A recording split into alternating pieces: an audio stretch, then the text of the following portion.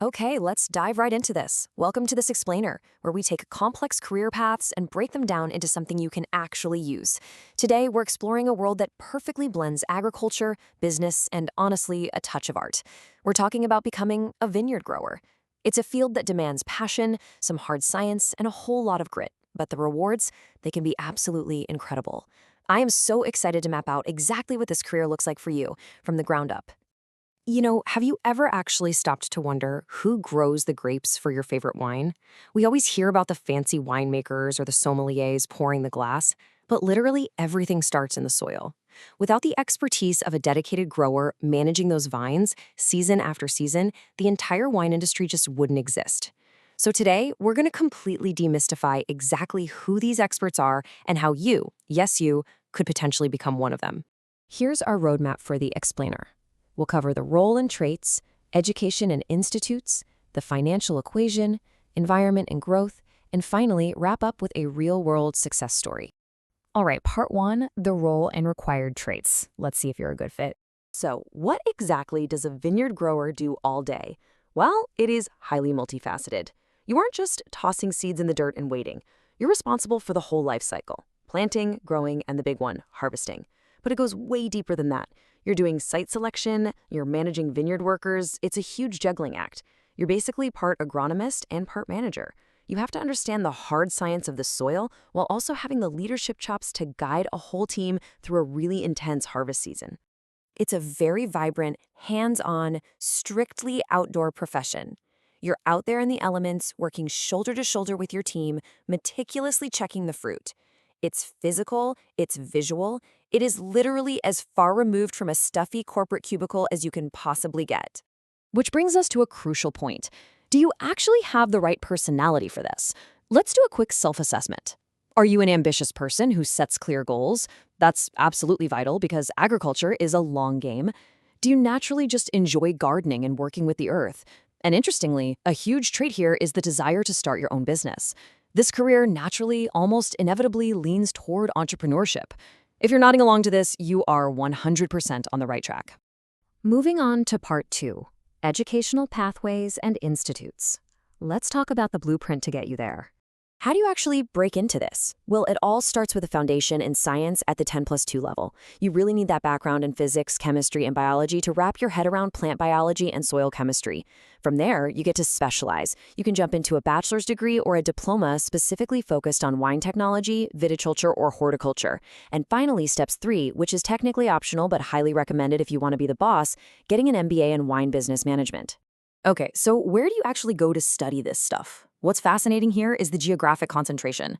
A massive chunk of the premier institutes are located in Maharashtra. We're talking places like IDRAC Business School in Pune, Gargi Agriculture Research and Training Institute in Nashik, and Savitribai Phule Pune University. Nashik and Pune are basically the beating heart of Indian viticulture. But hey, if you're not there, there are also excellent options like Tuliho Wine Academy down in Bangalore, or academies up in New Delhi and Chandigarh. The educational infrastructure is completely built out and waiting for you. Part 3, the financial equation, fees, income, and funding. Let's look at the numbers. First up, your initial investment. The approximate course fee for these educational pathways ranges anywhere from 10,000 rupees all the way up to 2.5 lakh rupees. I know, that's a pretty massive range, but it really just depends on whether you're doing a quick, short diploma course or committing to a multi-year specialized degree program at one of the premier institutes. And right on the heels of that, what's your expected return? The approximate starting monthly salary for a vineyard grower lands between 8,000 and 40,000 rupees. Now, keep in mind, these are indicative starting numbers. As a total rookie, you'll probably start on the lower end of that scale. But as you gain experience, move into management, or start your own farm, that cap is going to lift significantly. Now, if those tuition fees are making you sweat a little, don't worry. There is serious government backing to get ambitious people into agriculture and viticulture.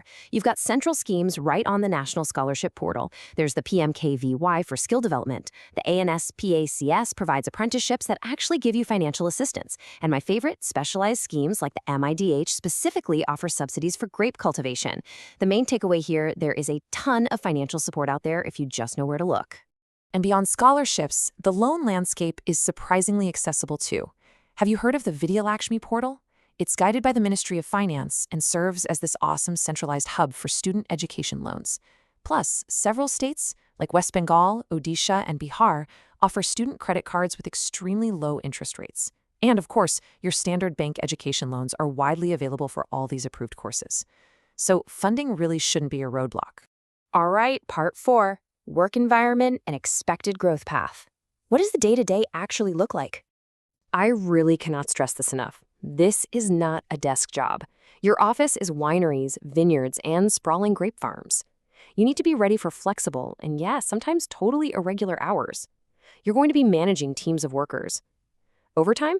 It's practically guaranteed during the harvest season. When those grapes are ready, you have to move. No excuses. But the flip side to all that hard work is the incredible opportunity for entrepreneurship. So many growers take all this experience and eventually start their own businesses, supplying directly to local shops or major wineries. And there is serious upward mobility here. You aren't just stuck as an entry-level worker forever. You typically start out as a vineyard grower, learning the literal ropes. From there, your next logical step is field supervisor, where you pivot heavily into managing the daily operations and wrangling the teams. And the ultimate leadership goal on this specific track, becoming the vineyard manager, where you are the one overseeing the entire agricultural strategy and profitability of the whole estate. Which brings us to part 5, a real-world success story. Let's look at someone who actually did it. Imagine spending your days working in a gorgeous, vibrant environment like a lush, sprawling vineyard. Well, that's exactly where our next subject built his incredible career.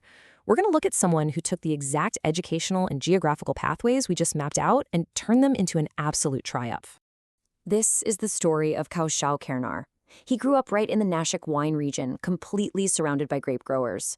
Back in 2008, he took a simple introductory course. Then he went and got his BSc in winemaking from the Gargi Agriculture Research and Training Institute in Nashik, which, hey, if you remember, was right there on our institute list earlier. He didn't stop there, though. He took it a step further and completed his master's in France at Montpellier Supagro. And today, he is the winemaker at Chandon, India. He has literally tried his hand at the whole shebang, from harvest to the final bottle, proving that starting as a grower can absolutely lead you to the very top of the global wine industry. So here we are at the final question.